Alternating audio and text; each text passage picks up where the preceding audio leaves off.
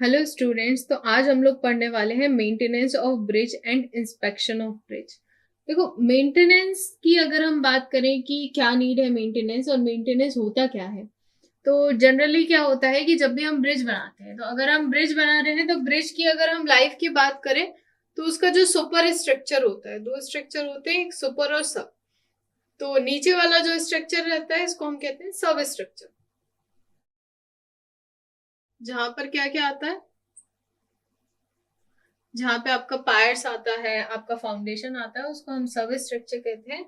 और ये जो इसके ऊपर का, जो आपका इसके ऊपर वाला स्ट्रक्चर रहता है, जहाँ पे डेक वगैरह आता है, क्रॉस बीम, क्रॉस गर्डर्स आता है, तो इनको हम कहते हैं आपका सुपर, है ना। तो ये है आपका सुपर स्ट्रक्चर।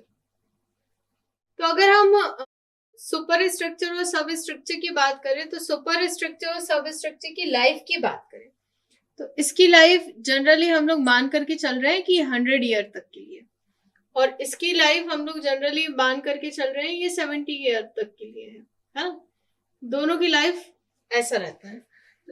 अब ये जो लाइफ है ये डिपेंड भी करता है कि कौन से मटेरियल से आप ब्रिज बना रहे हैं, उसके ऊपर भी डिपेंड करता है। बट जनरली अगर हम एक सो फॉर की बात करें तो इतना इतना होता है ना। अगर आपका कंक्रीट ब्रिज रहेगा तो इसका थोड़ा लाइफ ईयर कम हो जाएगा, 50 ईयर हो जाएगा। ये जो ये रहेगा ना, ये 50 ईयर हो जाएगा, है ना। मटेरियल से भी इसकी एज में काफी डिफरेंस होता है।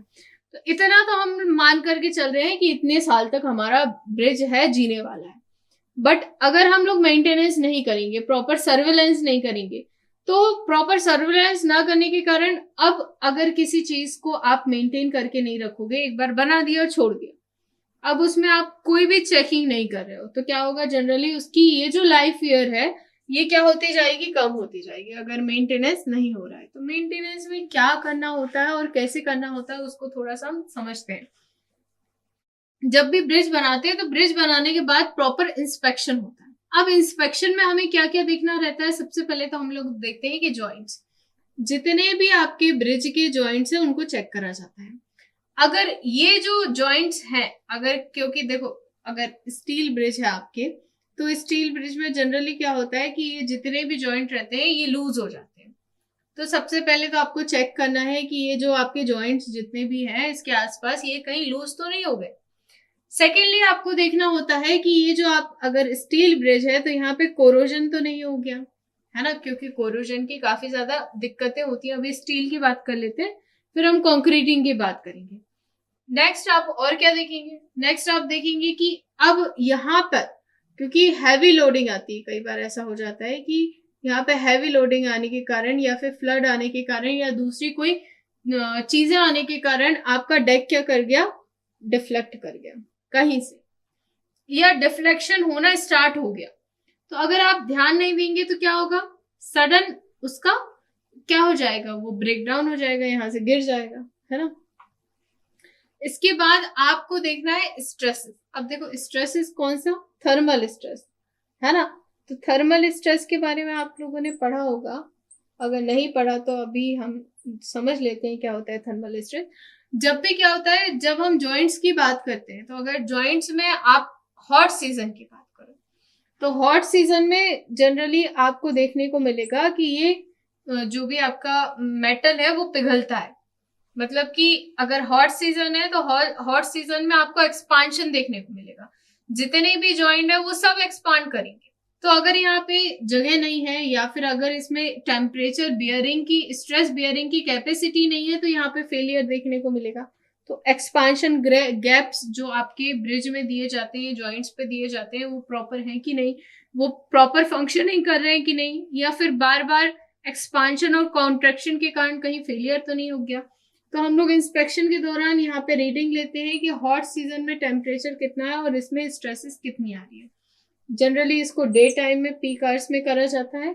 इसके बाद हम लोग देखते हैं कि इसमें कोल्ड स्ट्रेसेस कितनी आ रही है। अब ये कैसे देखेंगे, कोल्ड स्ट्रेस का जनरली देखा जाता है रात के समय। आप रात के समय जाओगे, उस टाइम पे आपका जो भी मिनिमम टेम्परेचर होगा, जितना भी आपका जाता हो, अगर कोल्डर रीजन की बात करो तो उसमें तो माइनस में चला जाता है। तो ऑब्वियसली जब टेम्परेचर कम होता है तब भी स्ट्रेसेस जनरेट होती है स्टील में, वो कॉन्ट्रैक्ट करने की कोशिश करेगा। तो कॉन्ट्रैक्ट करने की कोशिश करेगा, उसमें क्या होगा आपका, जनरली उसमें स्ट्रेसेस जनरेट होंगी। तो हमें पता करना है कि कितने % इसमें स्ट्रेसेस आ रही है और ये हमारे स्ट्रक्चर बेयर कर पा रहा है या नहीं कर पा रहा है। अगर ये तो सारी चीजें हो गई हमारी किसकी, स्टील ब्रिज की।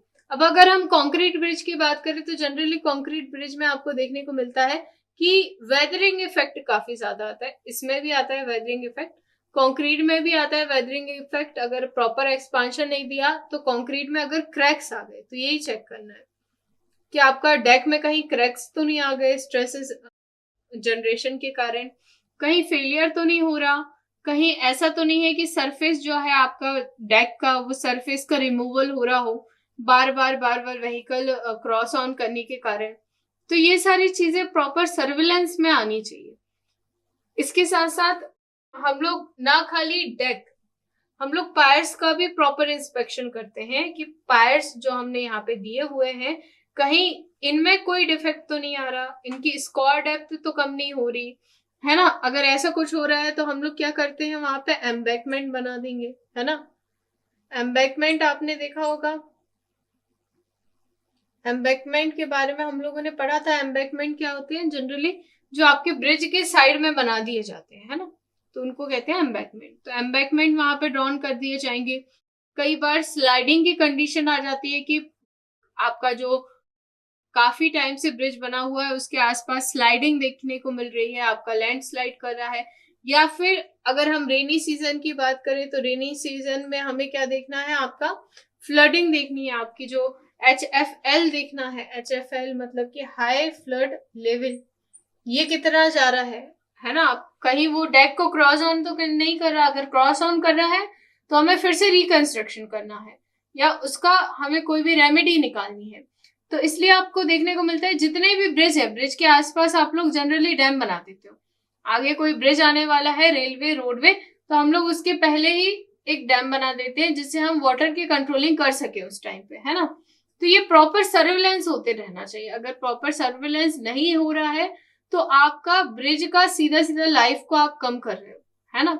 अगर टिम्बर ब्रिज है या फिर कोई अदर ब्रिज है तो उसमें हमें एंट देखना, व्हाइट एंट तो नहीं लग रही, वेदर के कारण कोई आपका केमिकल इफेक्ट्स तो नहीं हो रहे इन ब्रिजेस के ऊपर, है ना।